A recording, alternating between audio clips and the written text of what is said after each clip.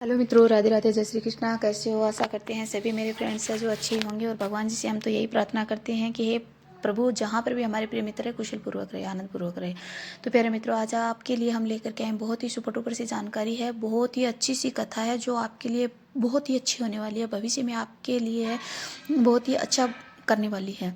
कि आज हम बताते हैं कि मतलब भगवान शिव ने है माँ पार्वती को ये कथा सुनाई थी, तो कि मतलब स्त्रियां है जो क्यों बनाती है प्राय पुरुषों के साथ में है संबंध है। तो आज अब हम है जो इसी बारे में है जो कथा ये सुनाते हैं। इस कथा के माध्यम से कथा को ध्यान से सुनना। और जिससे पहले हम आपसे रिक्वेस्ट कर रहे हैं कि जो भी मेरे फ्रेंड्स हैं, मेरे मित्र हैं, मेरे चैनल पे नए हो, प्लीज़ तो चैनल को सब्सक्राइब जरूर कर लें, बेल आइकन का बटन जरूर दबा लें, ठीक है। तो एक बार की बात है कि जब भगवान शिव ने है जो माता पार्वती के साथ है जो कैलाश पर है जो विश्राम कर रहे थे, तब अचानक से वहीं पर है जो देव नारायण है जो ऋषि मुनि है आते हैं और आकर के है प्रणाम करते हुए कहते हैं कि हे प्रभु, हे मैं आपकी है जो मतलब सदा ही है जय जय हो, जय प्रभु करते हैं, जय है।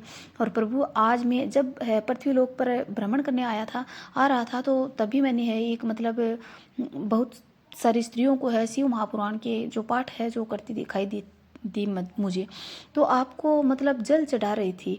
तो मतलब क्या आपकी कथा कहानी कर रही थी वो जो स्त्रियां संपूर्ण गुणों से अपनी पति चाहे रखती है, वे सभी आपको ही है जो जल चढ़ाती है। सोमवार को है उपवास तथा निर्जला व्रत करती है। कोई मतलब इसमें परम परमेश्वर के रूप मतलब में पूजती है, परम परमेश्वर में पूजती है। तो हे प्रभु, आप जैसे पति पत्नी बनकर है 7 जन्मों तक मतलब 7 जन्मों के मतलब फेरे भी लेते हैं। और एक बड़ा मतलब सत्य यह भी है कि माँ पार्वती और भगवान शिव की जोड़ी तीनों लोक में अनंत काल से है जो प्रख्यात भी है। किंतु मैंने आज जो कुछ विचित्र घटना को देखा है कि कुछ स्त्रियों को देखा जो अपने पति की आंखों में है जो धूल झोंक कर है कुछ अन्य पुरुषों के साथ में है अनैतिक संबंध बना रही थी। तो यह देख मेरे मन में विचित्र सवाल है जो उठता है। प्रभु, मैं इन्हीं प्रश्नों के उत्तर है जो जानने के लिए आपके पास है जो आया हूँ। कृपया करें और इससे भक्त की आकांक्षाओं को दूर करें। मित्रों, जब भगवान शिव कहते हैं कि हे नारद मुनि, आप अपने सवालों का जो निसंकोच होकर है मुझे कहिए और सवाल करिए, मैं आपको अवश्य ही आपकी शंकाओं का है जो निवारण करूंगा। तब देवनारद ने है जो ऋषि कहते हैं, देवनारद ऋषि कहते हैं कि हे प्रभु, पहला सवाल मेरा यह है कि मेरा पहला प्रश्न है आपसे कि किस श्राप के कारण स्त्रियां पराये पुरुषों के साथ है जो संबंध बनाती हैं। दूसरा मतलब मेरा सवाल यह है कि कि जो स्त्रियां दूसरे पुरुषों के साथ में संबंध बनाती है उनके साथ क्या होता है। और तीसरा प्रश्न ये है कि जो पत्नी को अन्य पुरुष के साथ संबंध बनाने से कौन सा पाप है जो लगता है। तो ये प्रभु आप है। तब भगवान शिव कहते हैं कि हे नारद मुनि, आपने है समस्त नारी जाति के कल्याण हेतु है महत्वपूर्ण सवाल किया है और इन सारे प्रश्नों के उत्तर है इस कथा के माध्यम से मैं आपको है जो देता हूँ। जो स्त्री पुरुष इस कथा को ध्यान से सुनेगा उनका सबका है मनोकामनाएं हैं जो पूर्ण होगी। तो तथा मन चाहे वर भी मिलेगा उन स्त्री को जो इस कथा का प्रचार प्रसार करेगा। उन पर मेरी दृष्टि हमेशा बनी मेरी दृष्टि बना हमेशा बनी रहेगी। तब देवनारद ऋषि कहते हैं कि हे प्रभु, मैं इस कथा का पूरा है जो सुनूंगा तथा प्रचार प्रसार भी है जो करूंगा। जब भगवान शिव कहते हैं कि ब्रह्मा जी ने है जो जब सृष्टि का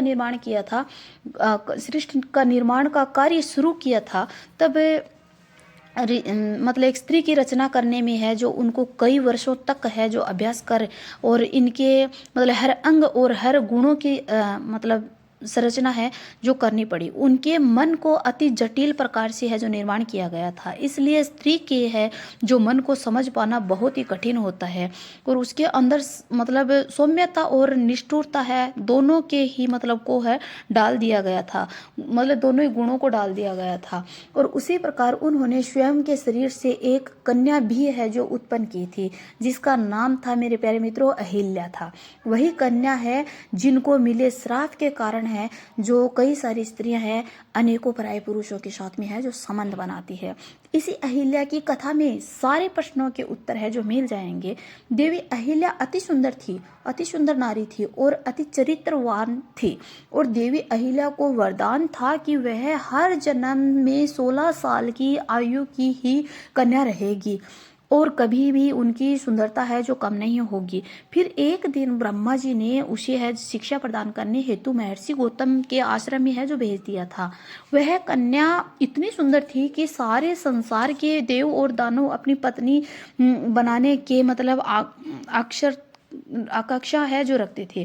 किंतु जब मुनि गौतम के आश्रम में अत्यंत सुरक्षा में शिक्षा ग्रहण करने के बाद जब ऋषि गौतम ने ब्रह्मा जी के पास भेजने को कहा, तब उनके मन की जो पवित्रता को देख ब्रह्मा जी ने अहिल्या का है जो विवाह है गौतम के साथ में है करवा दिया था। यह कहकर कि आपको जैसा वर पूरे संसार में योग्य वर है नहीं है। मित्रों, जब भगवान शिव कहते हैं कि नारद मुनि फिर कुछ दिन बाद देवी अहिल्या नदी तट पर है जो स्नान करने गई थी, तो उसी तट पर है उसी समय है देव नारायण और इंद्र भी है जो वहां पर है विहार करने आए, वो भी स्नान करने आए थे। तब है भ्रमण करने आए थे। देव इंद्र की कुदृष्टि है देवी अहिल्या पर है जो पड़ी, तो वह उनकी सुंदरता को देख इतने मोहित हुए कि आज इंद्र अपनी इंद्रियता को है जो लालसा में है मतलब उन्मत्त हो गया है। मित्रों, जब इंद्र को पता चला कि इनका विवाह गौतम के साथ हुआ है, फिर भी वह उन्हें पाने के लिए पड़ गए थे और वह हर रोज है छुप छुप करके है उनको देखने लगे थे। और उसने ऋषि गौतम और अहिल्या की है सारी गतिविधियों को है जान लिया था। फिर वह मतलब एक दिन चंद्रमा के पास है जो गए थे और मित्र भगवान शिव कहते हैं कि हे नारद मुनि, जब भी कोई अपने मित्र का चुनाव करता है तो उनके आधार विचार और सब देखने चाहिए। जैसे ही होते हैं, जैसे कि किसी चोर का मित्र चोरी करता है तो उसे संत का मित्र है जो संत होता है। फिर एक दिन है जो मतलब एक इंद्र और चंद्र ने मिलकर एक योजना बनाई जिसके अनुसार एक रात ऋषि गौतम के भेष में है देवी अहिल्या के पास है जो इंद्र जाएंगे और चंद्रमा उनके जोखिम भरे कार्य में है जो उनकी सहायता है करेंगे। चंद्रमा ने भी अपने देव गुरु इंद्र के साथ में है धोखा किया था, जिसका कारण यह था कि चंद्रमा को देव गुरु बृहस्पति है और एक बार चंद्र शिक्षा पाने के लिए जब देव गुरु बृहस्पति के पास गए थे, वहां चंद्रमा बृहस्पति की पत्नी तारा पर है मोहित हो गए थे और तारा चंद्रमा के साथ चली गई थी और बृहस्पति को छोड़ दिया था। तो चंद्रमा को भी उनके फल स्वरूप श्राप मिल गया था।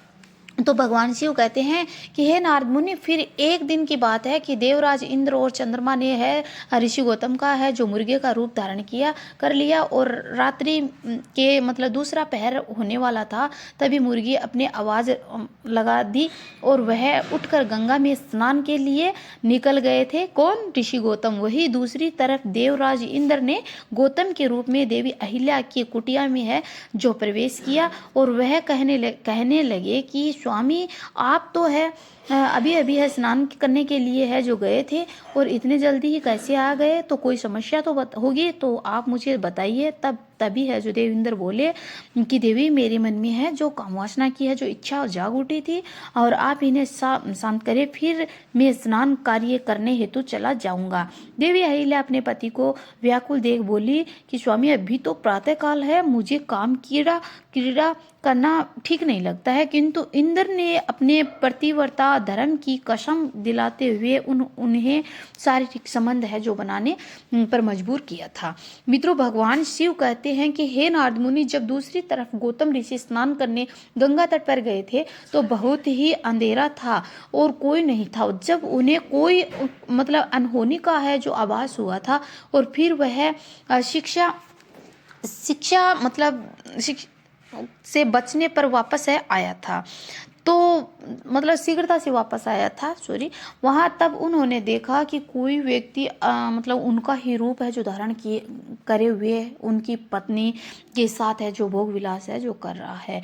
तब ऋषि गौतम को देवी अहिल्या और देवराज इंद्र को देख और मतलब इतना वो हुआ कि पूछो मत। वह अचरज में पड़ गए और शर्म के बारे में है नजर झुकाकर अपने वस्त्र पहने। और ऋषि गौतम को है जो अपनी पत्नी पर बहुत ही ज़्यादा, जो अहिल्या थी उस पर बहुत ज़्यादा गुस्सा आया था और वह बोले, हे दुष्ट नारी, आज तुमने तुम्हारा है जो पतिव्रता धर्म है जो खंडित किया है और अभी इसी क्षण त्याग देता हूँ। तुम्हें अपने पुरुष और पराये पुरुष में कोई भेदभाव नजर नहीं आया। तुम देवी होकर भी है जो ऐसे कार्य करती हो। तो आज और अभी मैं तुम्हें है समस्त नारी जाति को है जो श्राप देता हूँ कि तुम कभी भी तुम्हारी काम वासना को है जो पूरा नहीं कर पाओगी। तो ऐसा है, मतलब इससे ऐसा जो श्राप है जो मिला था। और इस वजह से ये जो नारियां है जो ये एक पराये पुरुषों के साथ में है जो काम वासना की जो भावना है जो ये है सब है जो रखती है। और मित्रों आगे का भाग है हम जो आपको है बाद में बताएंगे। अभी लेते हैं विराम, वीडियो को देते हैं। और राधे राधे, जय श्री कृष्णा। आपको समझ आ ही गया होगा कि स्त्रियां पराये पुरुषों के साथ में संबंध क्यों बनाती है, किस वजह से बनाती है, कि ये किसी श्राप की वजह से है जो बनाती है, जो ऋषि गौतम ने अहिल्या को दिया था। इस वजह से सारी समस्त नारी जाति को मिला था इसलिए।